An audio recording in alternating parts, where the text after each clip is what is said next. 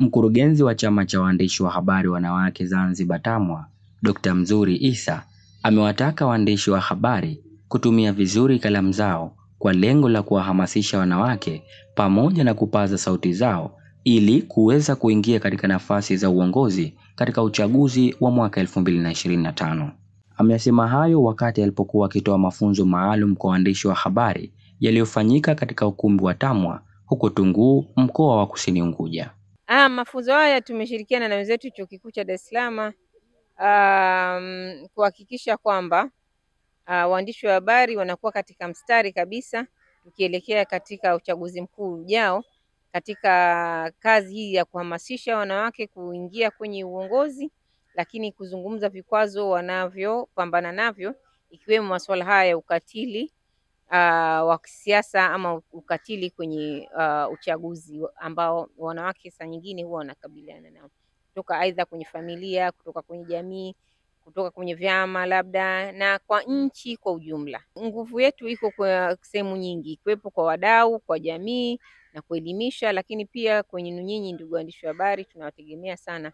Kama tunavyojua sisi waandishi wa habari ni kioo cha jamii, lakini pia tunasema ni watchdog mkubwa sana. Kwa hiyo tukiyazungumza haya, kwa sababu uzuri wake yako kwenye mikataba yetu ya kimataifa, yapo kwenye sheria, mpaka sheria zetu za nchi pamoja na sera.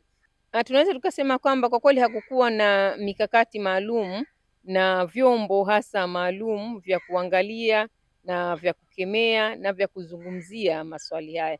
Kwa hiyo tunatamani mara hii hii ndo chanzo cha mabadiliko ya huku tunakokwenda, kwenye vyombo vyetu, kwenye watu, kwenye jamii, kwenye vyombo vya habari, kuona kwamba hili swala lipo na kushirikiana kwa pamoja na kuhakikisha kwamba masuala haya hayatokei kabisa, kwa sababu yakitokea tu basi tayari yashaleta madhara. Nao baadhi ya waandishi wa habari wanaeleza namna ambavyo watakavyojitoa katika kuhakikisha wanawake wanashiriki katika kugombania nafasi za uongozi. Kupaza sauti zetu katika vyombo vya habari kuhusiana na wanawake katika kuwalinda, kuwathamini na kuepuka na vitendo vya udhalilishaji. Namba 3 ni kuwapa sauti waathirika, kutangaza zile simulizi zao, kuwatia moyo na jamii iweze kutambua ukubwa wa tatizo jinsi ulivyo na hatua ziweze kuchukuliwa. Sisi tunaanza kuitumia forum hii ili kuwapa elimu kwanza wanawake wenyewe wagombea, na waweze kujua kwamba sio kama ujipendezeshe tunakuweka status za urembo, lakini pia mitandao ya kijamii ni chachu ya kuanzisha platform zao za kupata kura katika sekta hiyo. Tumesema ipo haja ili kuhamasisha wanawake washiriki katika masuala ya uongozi, basi tukae nao na tuweze kuibua na tuwashajihishe waweze kuyazungumza yale, tuweze kuyaripoti katika taarifa zetu ili siwe kikwazo waweze kushiriki katika masuala ya uongozi.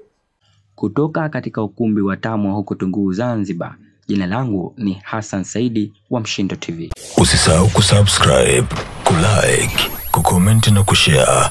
Mshindo TV.